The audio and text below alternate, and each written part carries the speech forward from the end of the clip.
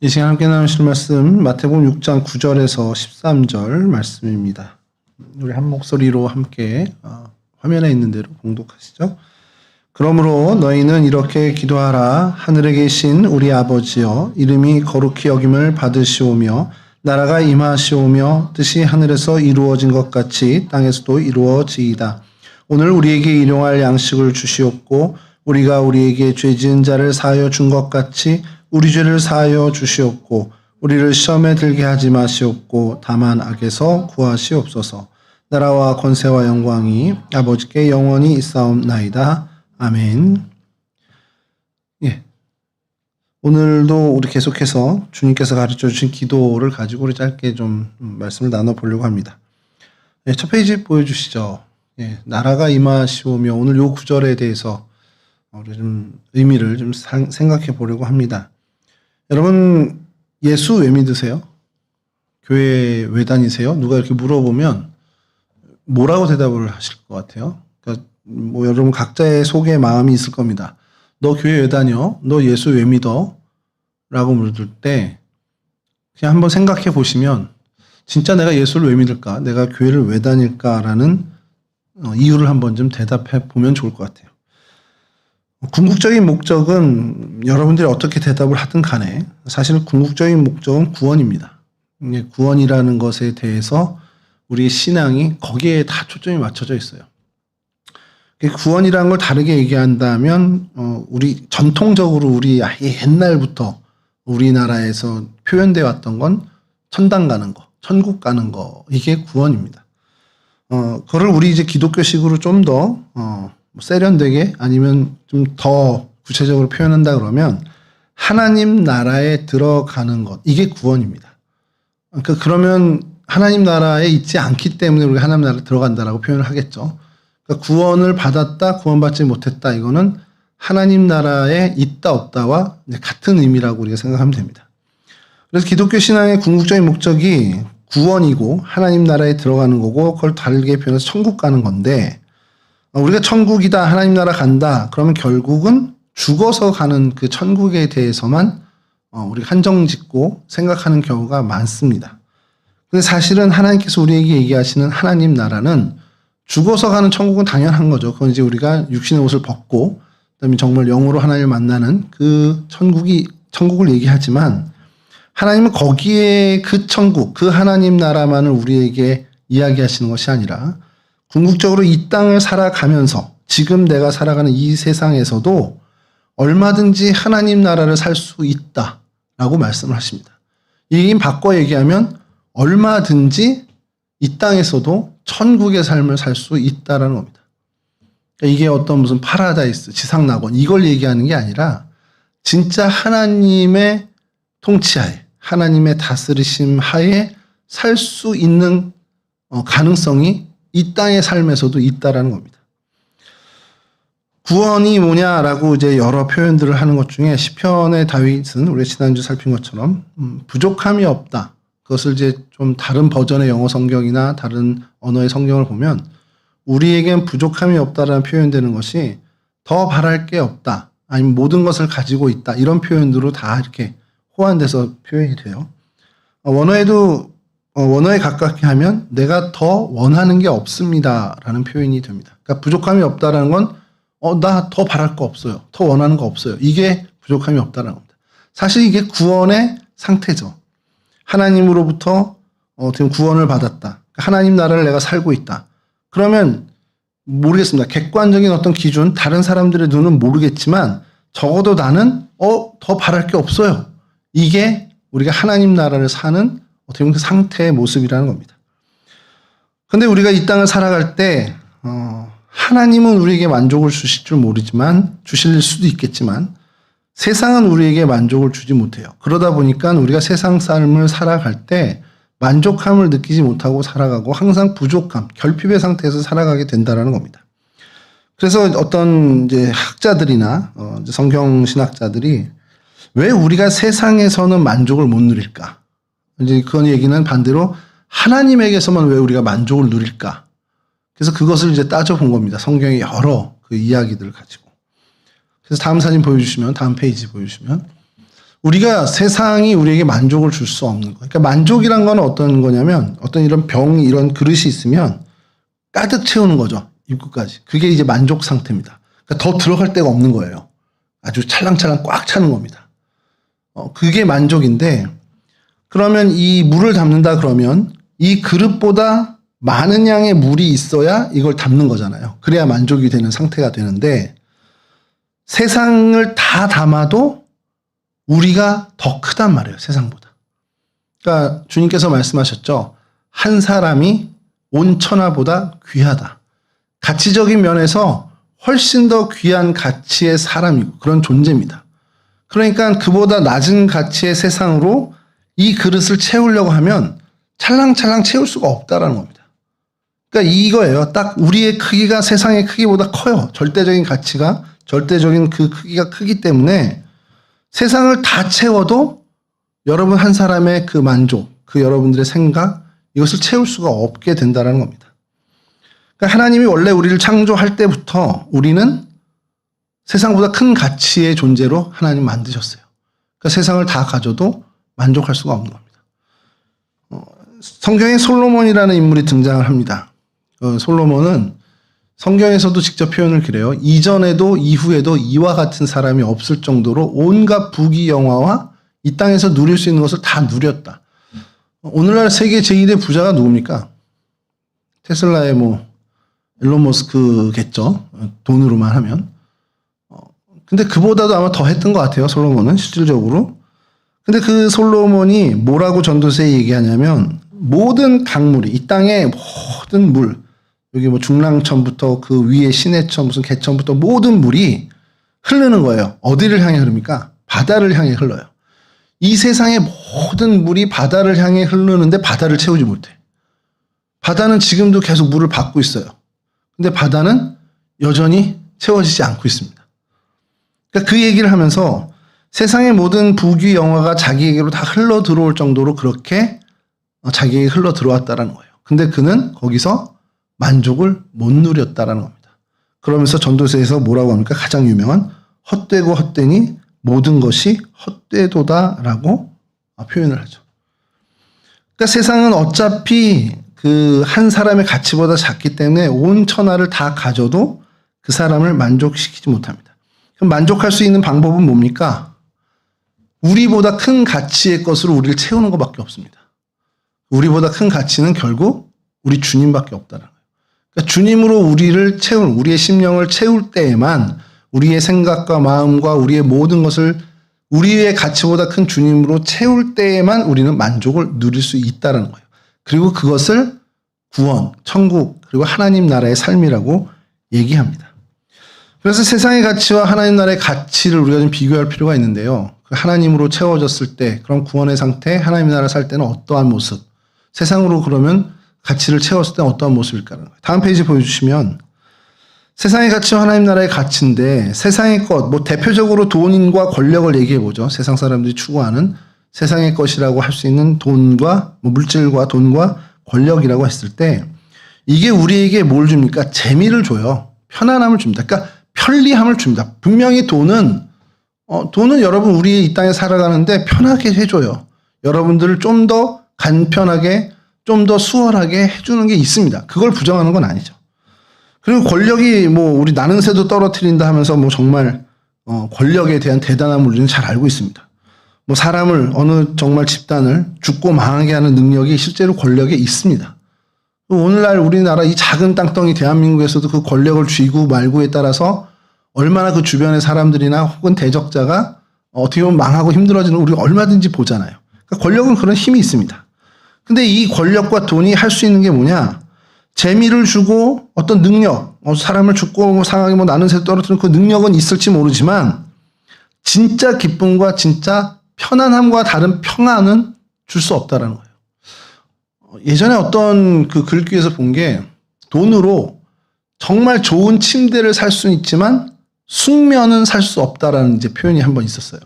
광고 카피로 나왔던 건데 마찬가지입니다. 돈으로 정말 편안함과 재미와 기쁨을 누리는 세상에서의 어떤 오락이나 유희를 즐길 수 있는 건 많이 얻을 수 있겠지만 진짜 기쁨, 그 그 내적 충만으로는 그 기쁨과 진짜 편안함과는 다른, 질적으로 다른 평안은 줄 수 없다라는 겁니다. 하나님 나라는 어떠냐? 하나님 나라에서 우리가 하나님이 다스리시는 그 천국, 구원의 상태에서 우리가 진짜 기쁨을 누릴 수 있고 진짜 평안을 누리게 되고 진짜 진정한 의미의 하나님의 사랑을 경험하게 된다는 겁니다.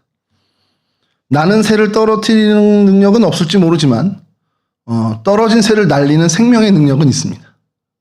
하나님의 능력은 생명을 살리는 능력이죠.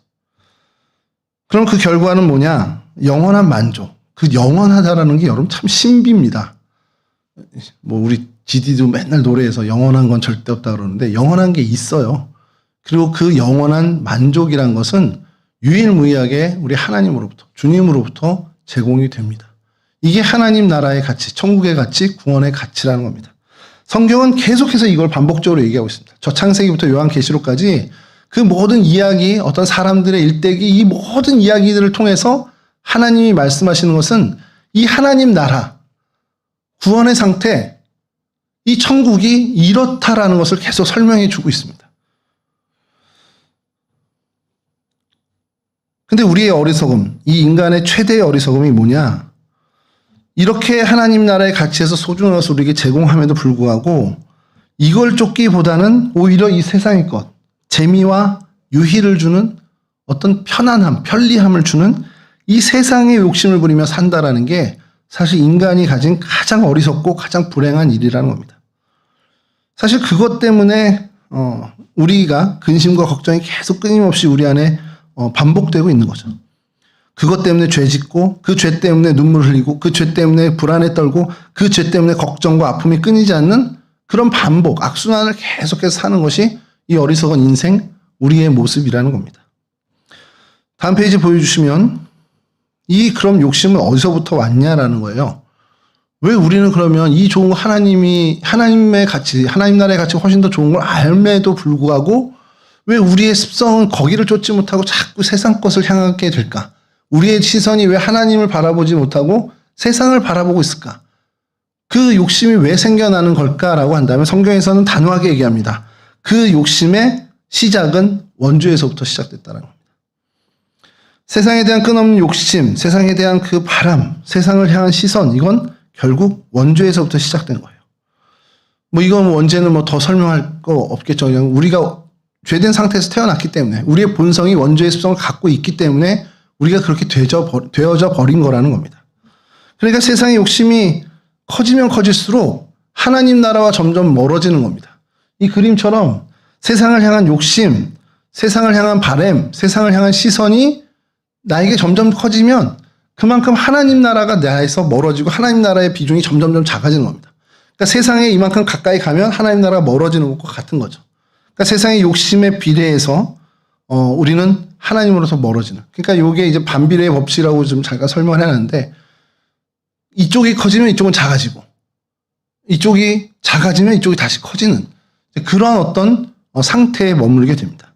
세상의 욕심이 커지면 내 삶의 하나님 나라는 작아집니다. 세상의 욕심이 작아질수록 내 삶의 하나님 나라가 커지는 그런 신비로운 일들이 우리 가운데 벌어진다는 거죠. 그럼 결국 바꿔 얘기하면 여기서 해결책을 우리 찾을 수 있다는 거예요. 세상에 대한 욕심을 버리는 것에서부터 우리가 하나님 나라를 사는 일이 시작된다는 겁니다. 그러니까 구원이라고 표현하거나 천국이라고 표현하거나 하나님 나라라고 표현하는 그 하나님 나라 구원 천국이 세상에 대한 헛된 욕심을 버리는 것에서부터 시작된다는 거예요. 이게 여러분 청년의 때 이게 참 하긴 어려운 얘기고 여러분들에게 뭐 강요하는 건 아니지만 여러분들의 나이 때부터 이것이 사실 준비되어지고 훈련되어져야 여러분의 평생, 여러분들이 성인이 되고 이미 성인이죠. 어른이 되고 다음에 그 작년에 이를 때에도 그 습성을 유지해 갈 수 있다는 겁니다. 그런 영적 습관을 가져야만. 그래서 세상을 버려야 됩니다가 사실은 나라가 임하옵시고 이 기도에 들어있다는 겁니다. 하나님 나라가 내게 임하는, 하나님의 통치가 내게 임하고 하나님의 나라를 내가 더 살려면 반대로 내가 세상의 권력과 세상의 다스림으로부터 벗어나야 된다는 거예요.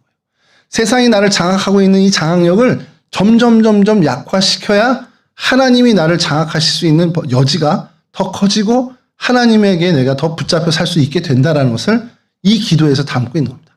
하나님의 나라가, 하나님의 통치가, 하나님의 다스리심이 내게 임하였으면 좋겠습니다. 이 기도를 드리고 있다는 거죠.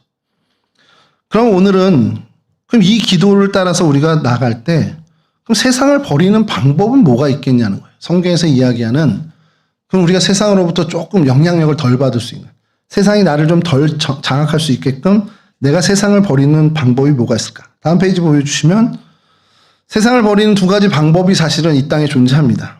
하나는 뭐냐면 타종교의 방식이에요. 불교가 대표적이긴 한데 도망가면 됩니다. 세상으로부터 벗어나면 돼요. 세상과 모든 연을 끊는 겁니다. 세상과 연결되어 있는 모든 걸 다 끊으면 세상을 버리는 게 쉬워요. 그러니까 세상과 물질 자체를 뭐 악한 것으로 규정하든 어쨌든 그걸 부정하는 겁니다. 세상 거는 나에게 안 맞는 거야. 내게 아니야. 그래서 아예 부정을 하고 속세를 떠나서 산으로도 많은 절이 산에 있는 이유가 이겁니다. 세상과 완전 연을 끊는 거예요. 첩첩산중으로 들어가는 겁니다. 뭐 석가모니가 그렇게 시작을 했죠. 그래서 불교가 이제 그런 전 약간 소승불교 쪽에서는 그걸 더 강화하는데 여하튼 이 속세를 떠나서 산으로 들어가는 그래서 세상과 단절함으로 세상을 버리는 거예요. 근데 이게 결정적인 약점이 뭐냐면 세상과 연은 끊어져서 교류는 없지만 결국 세상을 향해서도 아무것도 못하는 겁니다. 세상을 향해서 어떠한 선한 일도 해낼 수 없다라는 거예요. 근데 이 다른 방법, 기독교의 방식인데요. 이거는 세상을 부정하는 게 아니라 세상의 것을 바르게 사용하는 걸로 세상을 버리는 방식을 취하는 겁니다. 그러니까 물질을 긍정해요. 이게 좋은 것도 아니고 나쁜 것도 아니야. 그냥 있는 그 자체로 받아들이고 대신에 거기에 담겨있는 나의 욕심을 걷어내는 겁니다. 이걸 집착하고 이걸 가지고 뭘 해볼까? 이걸 가지고 내 꿈을 이뤄볼까? 이걸 가지고 뭔가 내가 내 편리함을 찾아볼까 하는 그 욕심을 제하고 정말 물질은 물질 그대로 그래서 이 물질의 바른 쓰임에 대해서만 집중하는 겁니다. 그래서 세상 속에서 이 물질을 선하게 사용하는 거예요. 선하게 사용한다는 것은 결국 하나님의 뜻대로 사용한다는 겁니다. 그러니까 이걸 가지고 내 기쁨을 위해서 쓰는 게 아니라 이걸 갖고 내가 어떻게 쓰면 하나님이 기뻐할까? 이걸 고민하면서 쓰는 거예요. 이게 세상의 것을 바르게 사용하는 그런 모습이죠. 그러니까 바르게 사용하고 바르게 씀으로 인해서 어떻게 보면 역설적으로 세상을 버리는 방식을 취하는 거예요. 이게 기독교에서 세상을 버리는 방식으로 얘기하는 겁니다. 그러니까 이게 굉장히 중요한 거예요. 여러분들이 앞으로 살아갈 때 하나님이 여러분들에게 많은 세상의 것, 뭐 그게 물질이 됐던 권력이 됐던 어쨌든 어떤 것든 어떤 형태가 됐든 세상의 것을 여러분들에게 맡기실 때 그것에 대해서 바르게 하나님 뜻 안에서 바르고 선하게만 사용할 수 있다면 여러분들은 세상에 휘둘리지 않고 세상에 장악되지 않고 하나님께 장악된 이 땅에서 하나님 나라를 누리는 천국의 삶을 살 수 있는 인생이 된다는 겁니다. 성경은 그리고 그러한 인생이 복되다고 얘기하고 그러한 인생을 결단하고 살기를 바라고 있다는 겁니다. 그래서 어떻게 보면 복이라는 게 있고 은사라는 게 있어요. 성경 기독교의 이제 그 신앙 안에. 그러니까 구원은 복에 가깝습니다. 축복에 가깝습니다. 축복입니다. 가깝습니다가 아니라 축복입니다. 왜냐하면 예수를 믿고 하나님으로부터 구원을 얻었다 그러면 그건 무조건 받는 거예요. 그러니까 내가 예수를 믿고 주님을 나의 주님으로 고백하고 나의 구세주로 고백하는 순간 우리는 구원을 받은 사람이 됩니다. 물론 이제 우리 오늘 지난번에 구원이 뭐예요라고 오늘도 살펴보겠지만 그 단계는 좀 있겠지만 여하튼 예수 믿으면 구원은 다 받아요. 그건 축복입니다. 그러니까 축복은 사람에 따라 주고 말고가 아니고 다 주는 거예요. 하나님이 요 조건만 되면 다 주는 거예요. 예수를 구주로 고백하면 다 주는 거예요. 그게 축복입니다.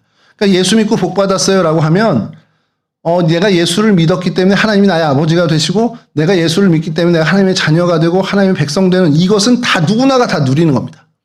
근데 성경에서 그와 비슷하지만 누군 받고 누군 못 받는 게 아니라 누군 안 주시는 그런 것들이 있는데 그것이 바로 은사라는 겁니다.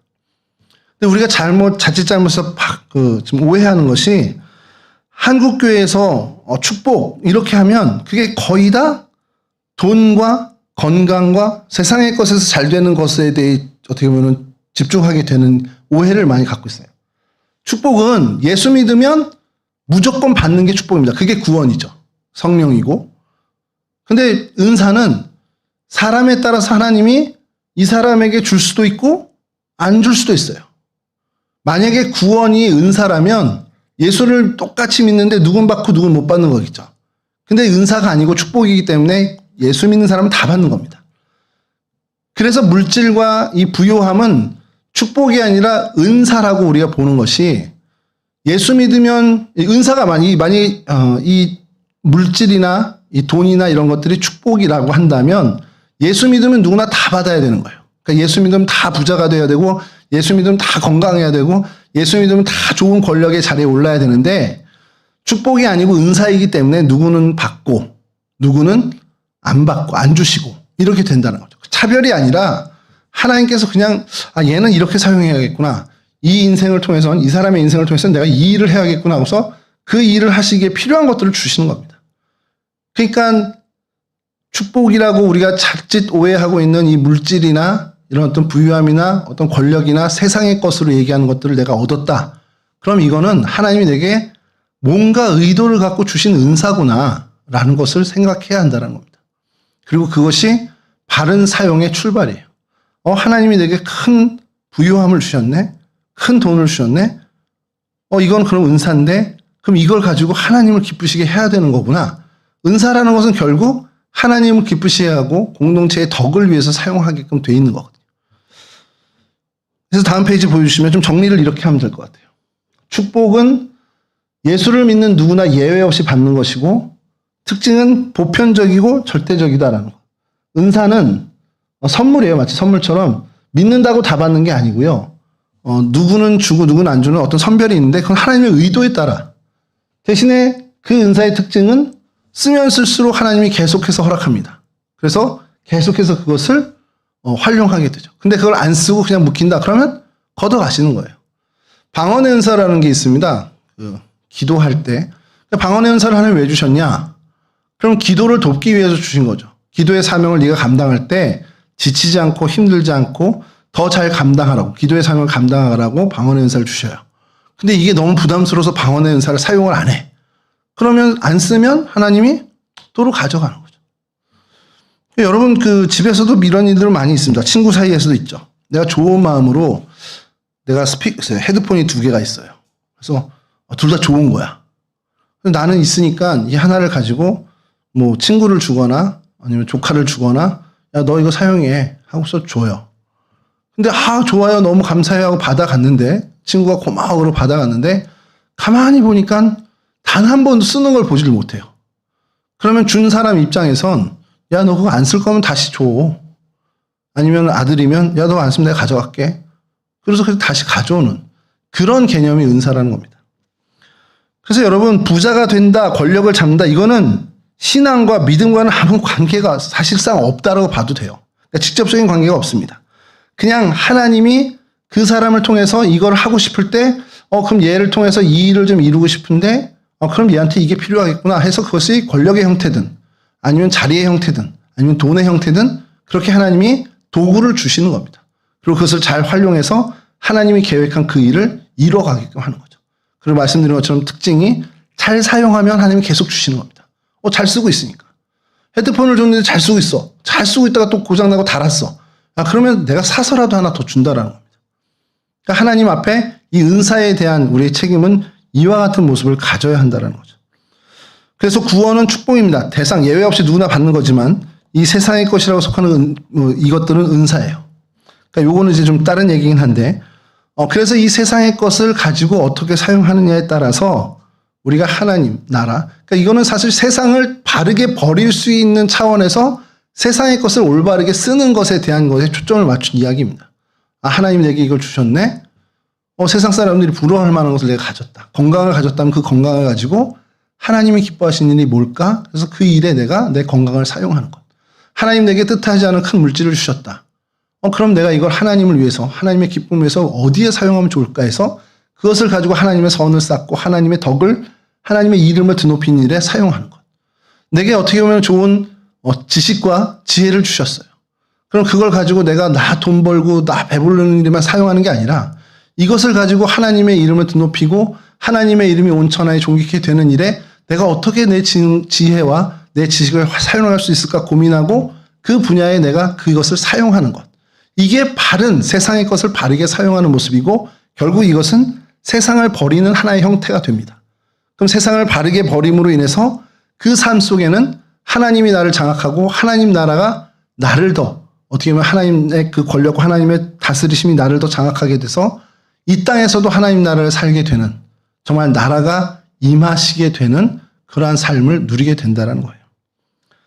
그래서 성경엔 이렇게 내가 이 세상의 것을 바르게 사용할 수 있도록 하나님께서 영적인 장치를 좀 세 가지를 해놓으셨습니다. 이제 구약의 율법에서부터 하나님이 출발했는데 다음 보여주시면 구약의 율례 중에 11조라는 게 있습니다. 이건 뭐 신약에 와서 없어졌다고 하는 분들도 있는데 오히려 신약에 와서 주님은 네 가진 모든 것을 주님께 드리라고 더 엄중한 명령을 하시죠. 근데 이 율법에 있는 11조의 원칙, 왜 10분의 1을 하나님께 드리라 했느냐? 결국엔 그 물질에 대한 내 원죄적인 욕심을 버리고 그래서 이거를 바르게 하나님을 향해 쓸 수 있는 사실 아주 기본적인 단계, 그 단추라는 것이죠. 그러니까 가장 기초적으로 이것을 훈련해내면 이 물질은 더 이상 내 게 아니고 내 욕심을 위해서 쓰는 게 아니고 하나님 위해서 쓸 수 있는 거구나라는 그러한 의도로 하나님께서 우리에게 이 11조의 규례를 주셨다는 겁니다. 또 하나는 안식일입니다. 7일이 있는데 그 중에 하루는 하나님께 온전히 좀 드려봐. 이 모든 내게 주어진 이 시간이 다 내 게 아니라 이거는 하나님이 내게 주신 거고 그러니 이 시간도 하나님을 위해서 내가 바르게 사용해야겠구나라는 것을 결단하게 하시기 위해서 적어도 일주일에 하루는 하나님 몫으로 하나님의 것으로 우리가 철저하게 하나님께 드리는데 훈련을 하는 겁니다. 그게 요즘은 주일 성수라는 이름으로 바뀌었죠. 그리고 희년이라는 게 있는데 이거는 오늘날 우리에게 너무 어려운데 이게 희년이 뭐냐면 50년째가 되면 내가 가진 모든 걸 다 리셋하는 거예요. 율법이 그래요. 내가 어떤 뭐 경제적인 활동을 하고 어떤 벌이를 해가지고 재산이 늘어났어요. 근데 그게 50년 딱 되는 해에는 그걸 다 원래 주인에게 돌려주거나 다시 나는 제로로 가는 겁니다. 전체 사회가 리셋되는 겁니다. 근데 이 희년을 단 한 번도 이스라엘 백성들이 지키질 못해요. 그래서 이제 문제가 되는데 그럼 희년의 사상 속에 담겨 있는 하나님의 뜻은 뭐냐? 결국엔 이 모든 것들이 우리 속담에 좋은 공술의 공수어처럼 어차피 우리는 하나님 앞에서 빈몸으로 왔다가 하나님께 빈몸으로 간다. 그러니까 내게 지금 모든 속한 것들을 다시금 사회에 환원할 수 있는 그런 어떤 결단을 하나님께서 요구하시는 것이죠. 이건 좀 어려운 얘기긴 한데 적어도 우리가 정직한 11조와 주일 성수의 일에 있어서만큼은 좀 우리가 훈련할 필요가 있다는 겁니다. 여러분 청년의 때에 이 11조 생활과 어떻게 보면 이 주일 성수의 이 시간을 어떻게 보면 이 훈련을 여러분이 청년의 때부터 여러분 몸에 붙이는 그래서 영적인 체질로 바꾸고 여러분의 신앙의 체질로 아예 만들어 놓는 것이 되게 중요하다는 거예요. 그렇게 될 때 여러분들이 장년이 되고 결혼을 하고 한 가정을 이루고 또 누구의 남편과 부인으로 혹은 자녀의 아버지나 어머니로서 생활할 때조차도 그 훈련이 이어져가고 그런 모습이 이어져 갈 수 있게 된다는 겁니다.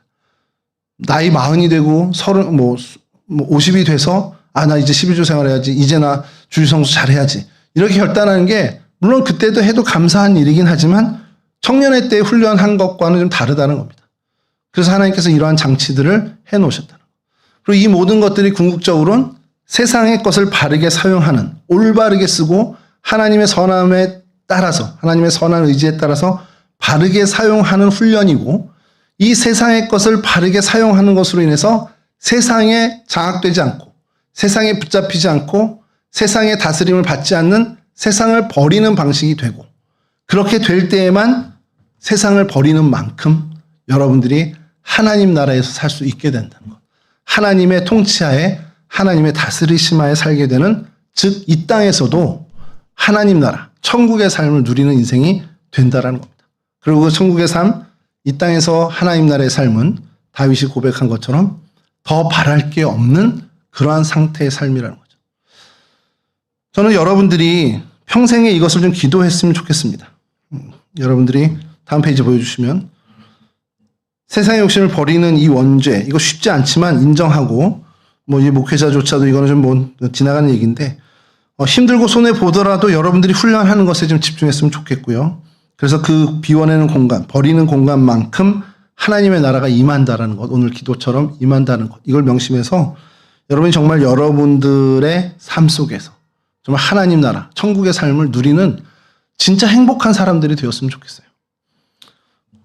자, 마지막 정리입니다. 다음 페이지 보여주시면. 살아서도 이 세상을 떠나는 방법. 이 표현을 좀 굉장히 고민을 많이 했습니다. 세상을 떠난다면 자꾸 죽음을 생각하는데 그거 말고 살아있음에도 세상에 붙들리지 않는, 세상에 붙잡히지 않는, 세상에 발목 잡히지 않는 그런 삶. 죽음이라는 것은 물리적으로 떠나는 거잖아요. 그러나 비움이라는 것은 이 땅에서도 얼마든지 할 수 있습니다. 내 마음의 중심이, 내 마음의 초점이 세상이 아니라 하나님께로 향한다. 그러면 이 땅에서도 살지만, 이 땅에서 내가 두 발 딛고 살지만, 죽지 않았지만, 그래도 죽어서 갈 수 있는 그 천국, 하나님의 영광, 하나님의 다스림, 하나님의 통치를 살아서도 누리는 정말 놀라운 신비의 삶을 살게 된다는 겁니다. 그 삶은 아주 단순한 표현으로 하나님 나 더 바랄 게 없습니다. 나 더 원하는 거 없어요. 이렇게 고백할 수 있을 정도의 삶이라는 거죠. 이 삶에 여러분들이 좀 욕심냈으면 좋겠습니다. 다른 데 욕심내지 말고 이 삶에 욕심냈으면 좋겠어요. 그리고 여러분 청년의 때부터 이 훈련을 정말 지속적으로 해나가서 정말 하나님 나라, 하나님의 백성, 천국 시민으로 이 땅에서 천국을 누리는 삶이 됐으면 좋겠습니다. 마지막 페이지입니다. 우리의 시민권은 하늘에 있습니다. 이것만 잊지 않고요. 세상을 버릴 수 있는, 최대한 세상과 연을 끊을 수 있는, 그런데 그것이 단절이 아니라 세상을 바르게 사용함으로써, 세상의 것을 정말 올바르게 하나님의 뜻에 맞게 사용함으로써 세상을 비워내는 거룩한 하나님의 백성들 다 될 수 있기를 주님의 이름으로 간절히 축원합니다. 기도할게요.